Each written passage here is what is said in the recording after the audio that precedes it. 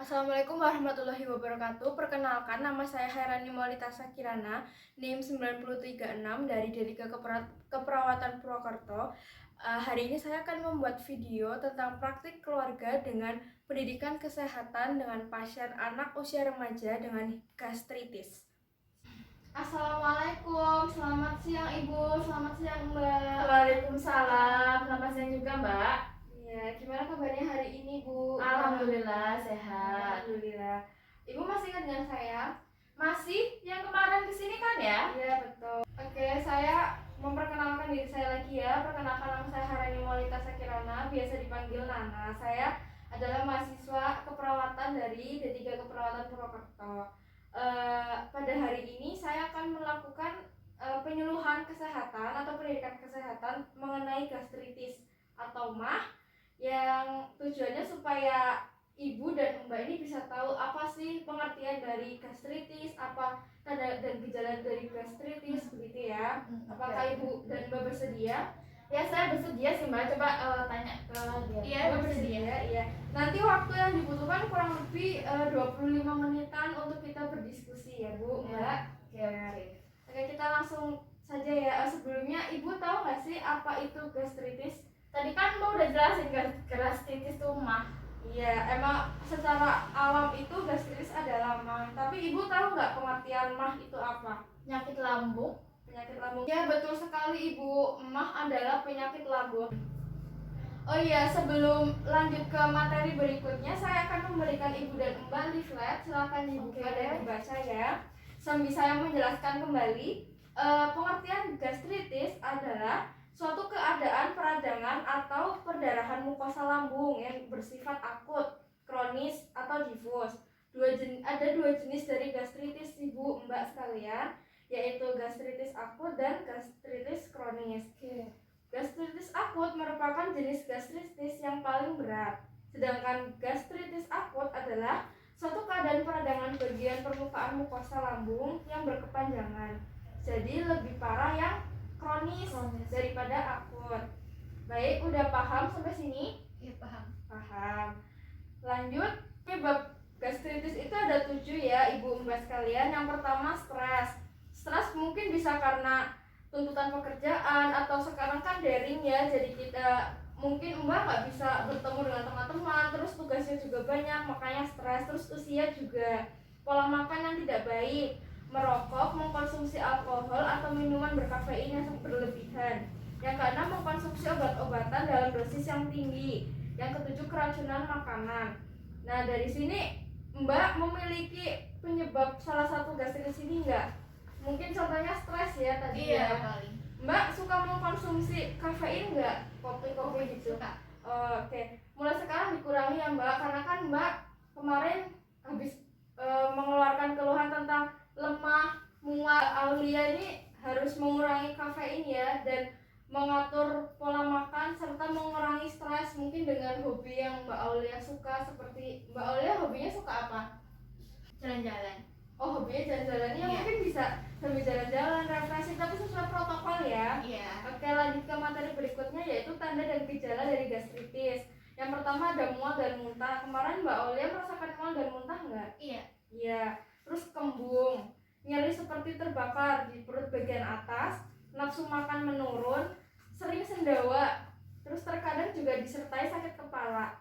Terus cara penanganannya adalah yang pertama kita harus menjaga pola makan sesuai jam yang teratur. Terus makan makanan yang sehat dan bersih. Lalu ada hindari stres yang berlebihan, tadi seperti yang Mbak Olia katakan, bisa diganti ke hobi. Terus tidak merokok, tidak mengkonsumsi alkohol, dan hindari penggunaan obat-obatan. Mbak Olia mengkonsumsi obat-obatan enggak? Enggak ya, berarti aman. Nah, ini yang paling penting adalah jenis-jenis makanan yang harus dihindari oleh penderita gastritis. Yang pertama, makanan yang secara langsung merusak dinding lambung seperti nasi keras atau ketan, jagung, ubi talas. Terus sumber protein hewani seperti daging berlemak, ikan asin, dan ikan pindang. Terus sayuran tertentu seperti sawi, kol, nangka muda, dan nanas. Mbak Aulia suka nanas nggak? Suka. Suka ya, sekarang dikurangi ya Mbak. buah-buahan tertentu seperti nangka, pisang ambon, dan durian. Untuk minuman yang bersoda dan beralkohol seperti soft drink, tape, susu, anggur putih, dan kopi. Makanan yang secara langsung merusak dinding lambung yaitu makanan yang mengandung cuka dan pedas. Mbak Aulia suka pedas? Suka, berarti sekarang dikurangi juga ya. Terus selanjutnya ada jenis-jenis makanan yang dianjurkan untuk penderita gastritis. Berarti ini makanan yang boleh dikonsumsi.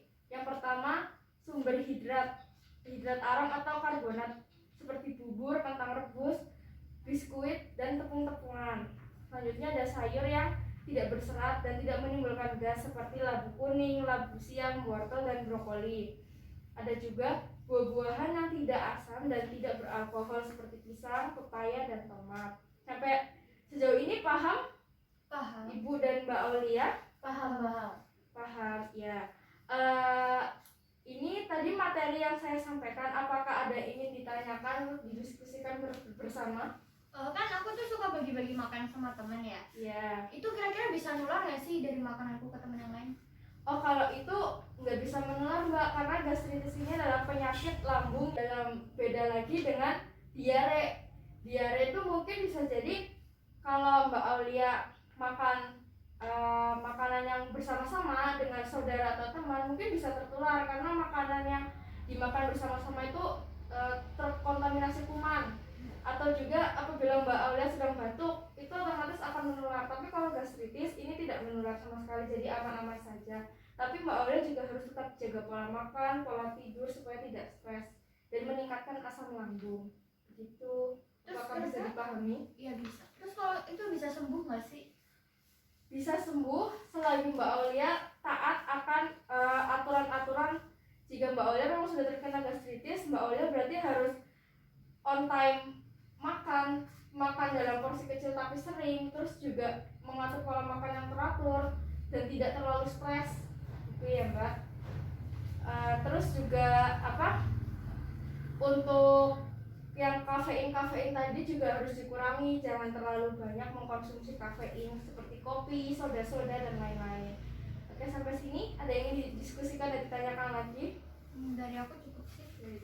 Ya, dari Ibu juga cukup Sih Mbak, anu keadaannya sekarang kayak gini sih ya, Iya, daring, betul. jadinya stres. Terus kalau jajannya juga terkontrol, Iya. kafein, kopi-kopi gitu kan ya. Saya juga nggak tahu si anak ini dia nongkrong di mana seperti itu.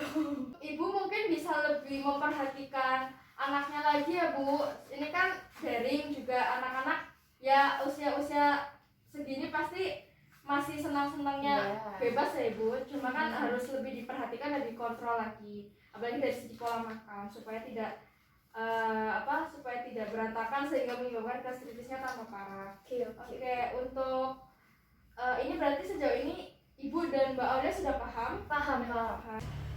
Baik Bu, Mbak Aulia, tadi kan saya sudah menjelaskan tentang pengertian, penyebab, tanda dan gejala dan lain-lain tentang gastritis. Sekarang saya ingin bertanya kepada Ibu dulu. Ibu tadi sesuai apa yang saya sampaikan, masih ingat nggak pengertian gastritis itu apa? Ingat sih Mbak, dikit-dikit. Kayaknya gastritis itu perdarahan mukosa pada lambung yang bersifat akut atau apa ya tadi ya? Kronis. Ya, betul sekali, bagus. Terus untuk Mbak Aulia tadi dari yang apa yang saya sampaikan, masih ingat nggak tentang tanda dan gejala dari gastritis? Agak lupa sih, tapi yang aku ingat itu ada stres, terus juga kebul, mual, muntah, terus sering sendawa. Ya, baik sekali, betul semua. Terima kasih atas waktunya Ibu dan Mbak Aulia, ini luar biasa sekali bisa langsung ingat materi saya. Untuk selanjutnya mohon untuk Ibu lebih mengontrol anaknya supaya lebih menjaga pola makan, mengatur pola tidur, dan supaya tidak stres ya Bu ya. Berhubung waktunya sudah habis, terima kasih atas waktu dan kesempatan yang sudah diberikan kepada saya. Semoga ilmu yang saya sampaikan bermanfaat. Bila banyak salah saya mohon maaf ya Bu, Mbak. Sampai jumpa di lain hari, semoga dalam keadaan yang sehat. Sekian dari saya pamit. Assalamualaikum warahmatullahi wabarakatuh. Waalaikumsalam warahmatullahi wabarakatuh.